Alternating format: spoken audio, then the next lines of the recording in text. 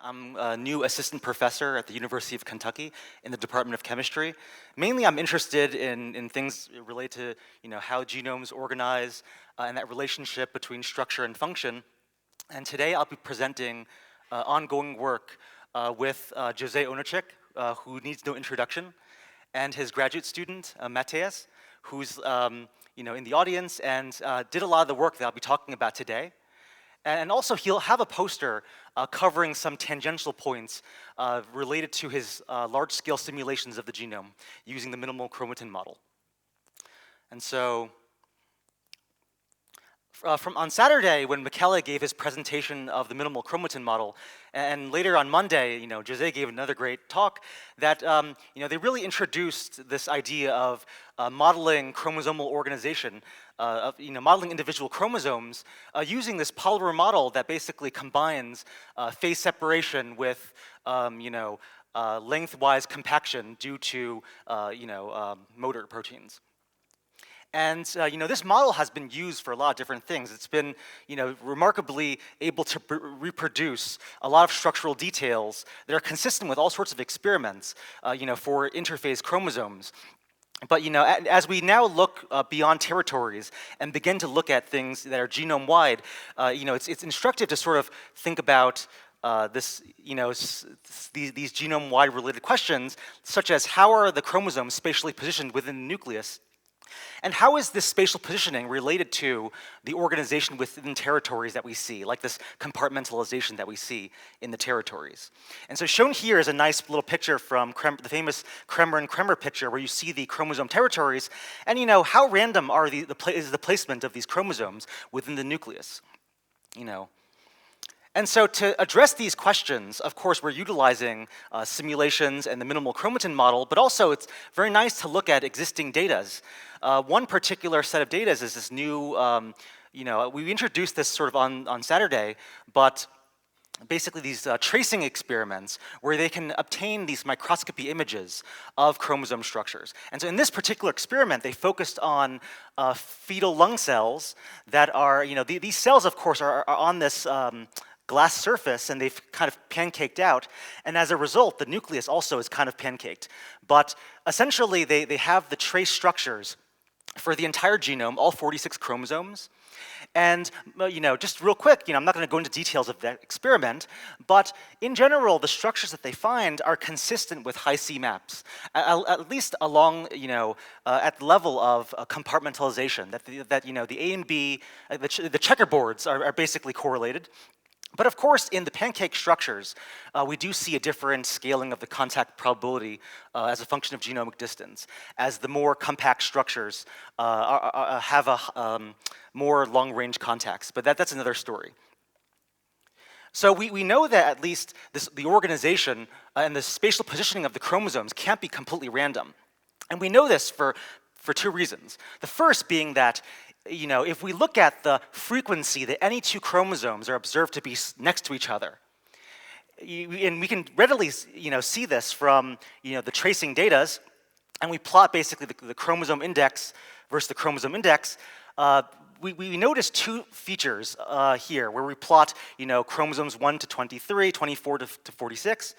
The first thing we notice is that homologs, they don't like to be next to each other. And that's something that's not really talked about, that I won't talk about any further.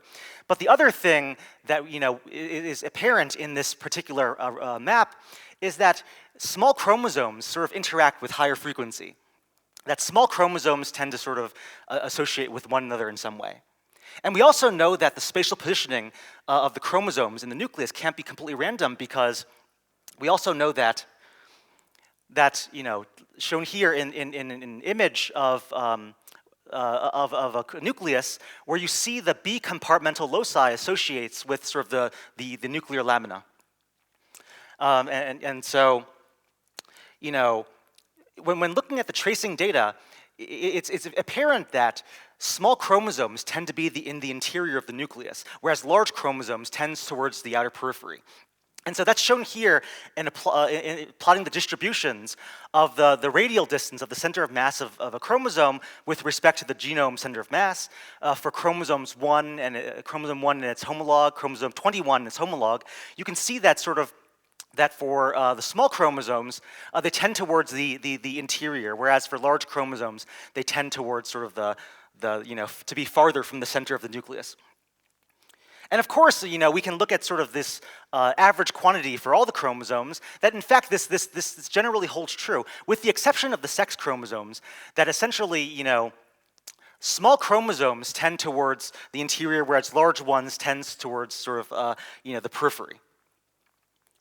And of course, we can look at, taking that into account, when we look at sort of large chromosomes, we find that the large chromosomes, of course, if we were to look at the distance of a large chromosome, the XY distance, the distance on the XY plane from the center of mass, we do find that large chromosomes hug the outer edge, and when they do so, they form numerous contacts with sort of the nuclear lamina, basically residing in these edges due to the high curvature of the lamina, where it can form contacts with, more lamina.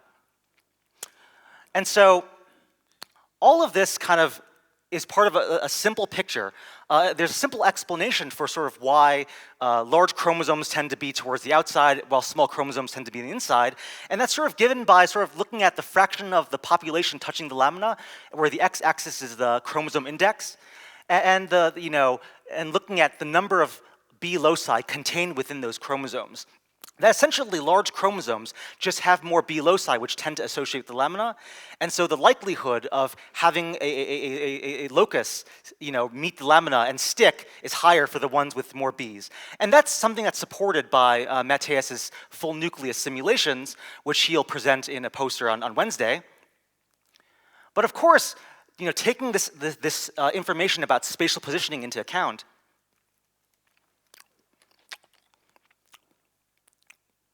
it's interesting to know how that spatial positioning influences the compartmentalization and the compartmental polarization of individual territories.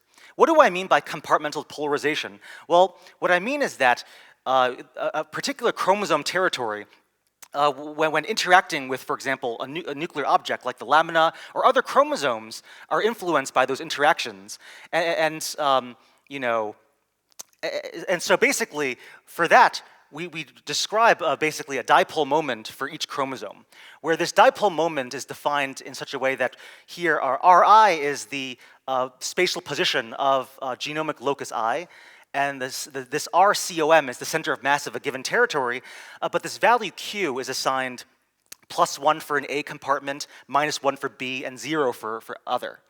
And so in general, this polarization parameter points towards, in the territory, points towards the accumulation of A or the depletion of B, or the depletion of B.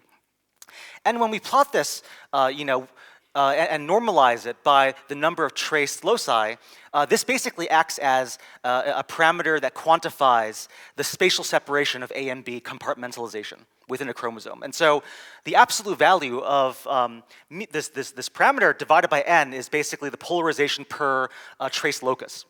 And we generally find that as a function of chromosome index, that larger chromosomes tend to have smaller relative polarizations than the larger chromosomes have smaller polarizations than these smaller chromosomes. And so, but of course, I mentioned that various nuclear bodies and their interactions with those territories influence basically the positionings of these compartments in space. And this is actually very apparent when we plot these dipoles for the genomic data. That it's a little bit hard to see in this particular figure, but one can notice that things sort of adjacent to the lamina tend to be pointing inwards. And so we would expect that if we were to sort of compute the inner product between this normal vector, normal to the surface of where this chromosome's touching, with the unit vector for the dipole, that we can basically get this cosine, and this angle actually should be pi, basically for all things touching the lamina. And so when we when we calculate this, we do in fact find that, essentially for things that are adjacent to the nuclear lamina, that the distribution of angles basically approaches pi. So this is from 0 to 1 pi. And whereas for chromosomes that are not touching the nuclear lamina, the angles are uncorrelated with sort of the normal of the surface, and you have this distribution centered about pi over 2. But of course, we can also further compute these correlations by looking at surface correlations, in particular focusing on this quantity, the angle. Of course, once again, the angle between the unit vector for the dipole and the normal vector. And look at autocorrelations of this, for chromosomes, particularly focusing on when the closest distance of approach of the center of mass to the surface is a distance d. And so from this, we can compute these autocorrelations, and we find essentially that these correlations, due to the lamina interaction with the territories, decays rapidly over a length scale of 0.14 micrometers, which is sort of what you would expect for this type of interaction.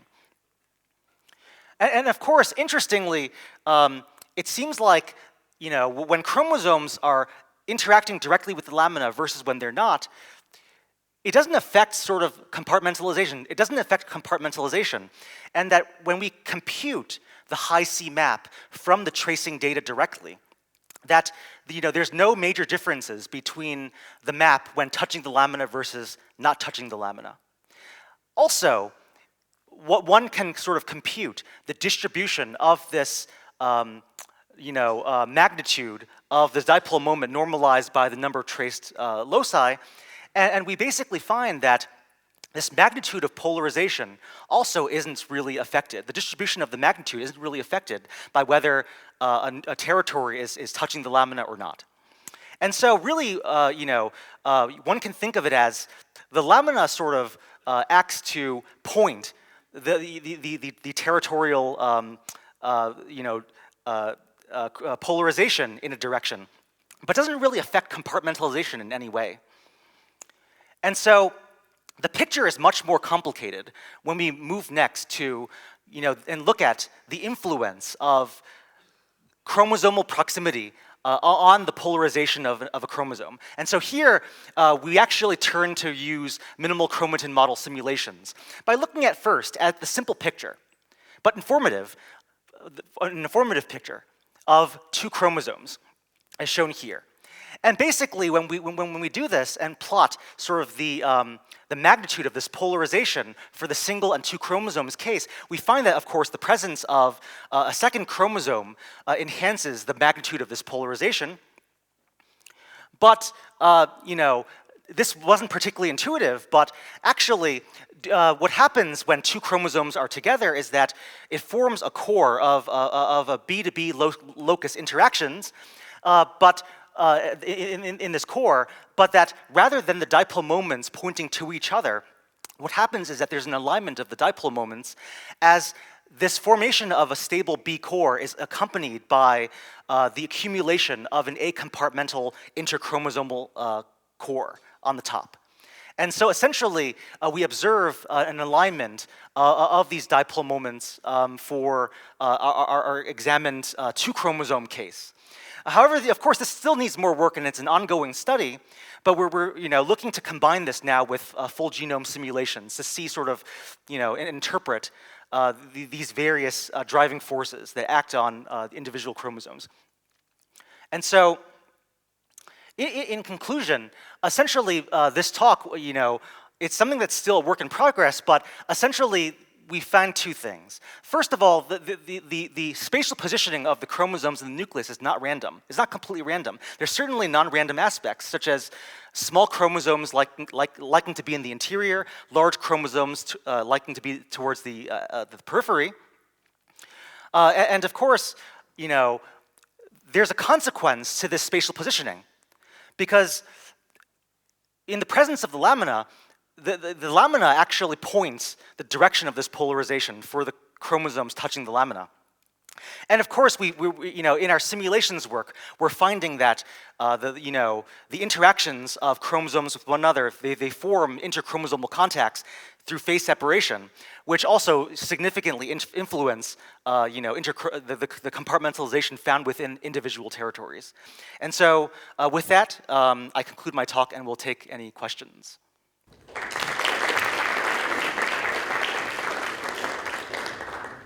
Yeah, so maybe I'm wrong, but I had in mind that actually the fact that the large chromosomes are at the periphery was a geometrical constraint. Is it true? Or, I mean, old simulation from Jörg Langowski, from what I remember, were showing that big chromosomes will end up at the periphery without having specific interaction with the lamina. I know that there is some specific interaction, and my question is how much this contributes to the observation. From what we were finding with simulations of the full genome without any lamina interactions is that we don't see this association of large chromosomes with the nuclear lamina. But Matthias can comment more on this if... So at least with the simulations with micron, with the full nucleus without lamina, we find that the big chromosomes, they associate kind of like in the center, and the small chromosomes go towards the periphery, kind of like a line with Ryan said with the association of heterochromatin. So in the absence of lamina interactions. No, but because I guess in your model you put some B and A compartment, but if you put a neutral polymer without A and B, is it true that the big chromosome should land at the periphery? I mean, this is what I have in mind from this simulation from Jörg Langowski 2 decades ago, I think. No? I would need to think about this, but... it's a geometrical thing. I mean, it's just because it takes more space and there is more space at the periphery. No, that's a very interesting point. Hi. Please. I wanted to ask if you could comment a bit more on what you said in the beginning, but that you didn't expand on, that homologs don't like to be next to each other. Oh yeah, I mean, at this point, it's purely an observation. Now, as to the mechanism of this, it's certainly a very interesting thing to ask, but I don't have any good answers for you there, yeah. Yeah. Well, just sort of following up on that, I mean, that's an observation that you're stating based on this imaging, the imaging Correct. data in Su et al. But are you sure that their methods actually work really well at deconvolving homologs? Because that's actually, it's a hard problem in general using any methodology, but it's especially confounded often when you're doing imaging-based assays. Well, they do resolve individual territories, and so, I mean, it's to my knowledge that what they're doing is sound and not actually mistaking, the homologs for each other. Because, essentially, they do resolve the individual homologs, and they're often far apart. They're often not, they basically never found next to each other. So, yeah, but it can be particularly difficult to disentangle them via microscopy when they're adjacent. When they're far apart, you can be very confident, oh, there's a homolog here and there's a homolog there. But when they're adjacent to one another, then deconvolving that can be especially difficult. So I wonder about that a little bit. I think you need to look just carefully at the methods that are used for that. So just 2 points. So indeed, exactly on this last point, I know pretty well those techniques. And indeed, when the two homologs are closed, it's known that you made mistake. I just checked in the paper, and they say actually they would make mistakes when the homologs are closed. So I think there is a bias there, in specifically when the homologs are closed. My other point. So the question is, at least in my mind, the position of chromosome territories in interphase are closely linked to where they are during mitosis, because they would expand from where they are, and that's... Wait, sorry, I missed that. Can you say that one more time? The position where chromosomes are in interphase are closely linked to where they are in mitosis. On the metaphase plate, after the exit from mitosis, they decondense, and that influence, there's probably plenty of factors, but that's one key factor that influence where they end up in interphase. So how do you incorporate this into your thinking, and especially in the simulations?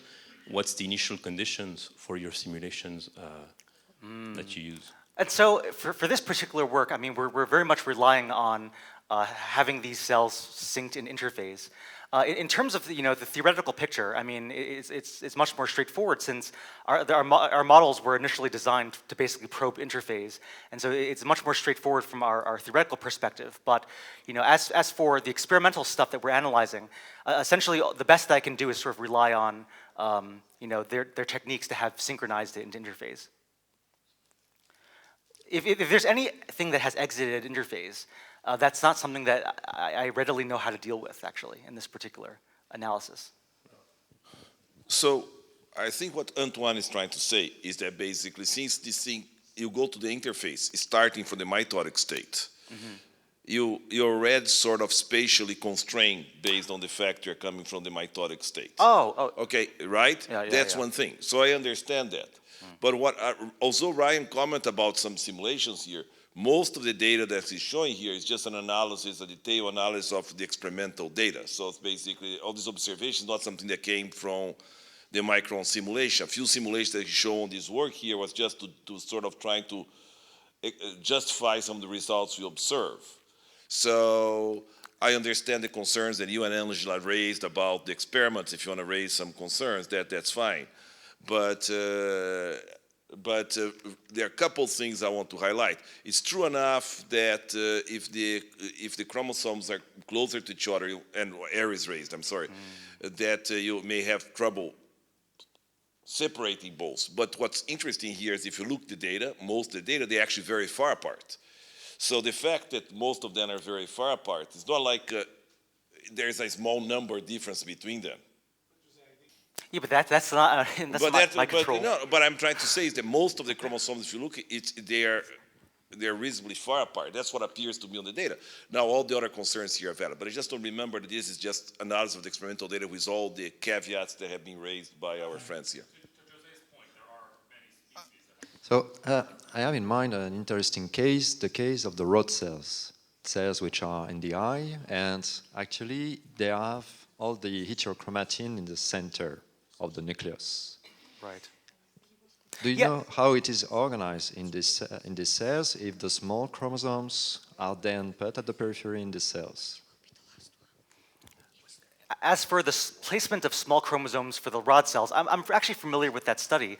And so what they find is essentially when they remove the lamina interactions, the nucleus inverts. You know, a very similar picture is offered when we have done the microme simulations without lamina, that essentially we do see this inversion, that we form a stable B core.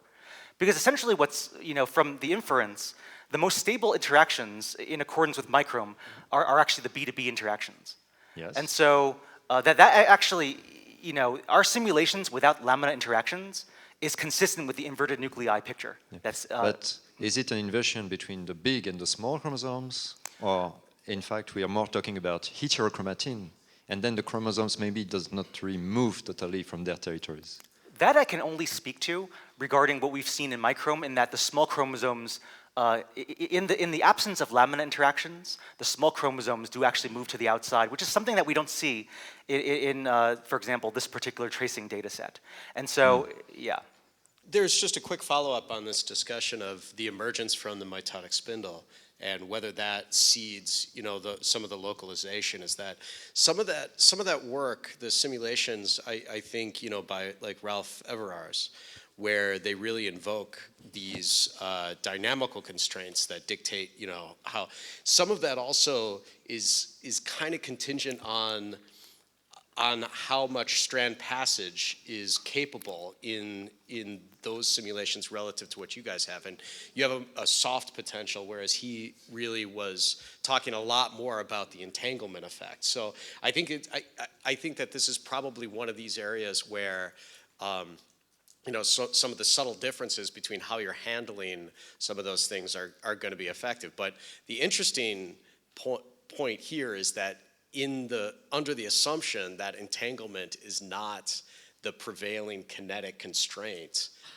given, you know, the mitotic release, what you're showing is that there's essentially a thermodynamic driving force which can be invoked for describing those territories. So I'm just saying, like, in that regard, there's complementarity between the two perspectives, and it'd be interesting to see how one can vary these conditions to see which one wins out.